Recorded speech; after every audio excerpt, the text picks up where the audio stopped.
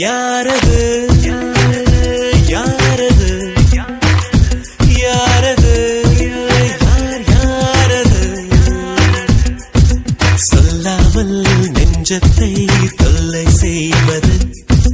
மூடாமல் கன்றெண்டை மூடிச் செல்வது யாரது யாரது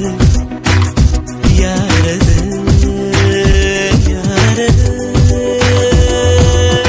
நெருங்காமல் நெருங்கி வந்தது விலகாமல் விலகி நிற்பது வினையாக கேள்வி தந்தது தெளிவாக குணமளிப்பது யாரது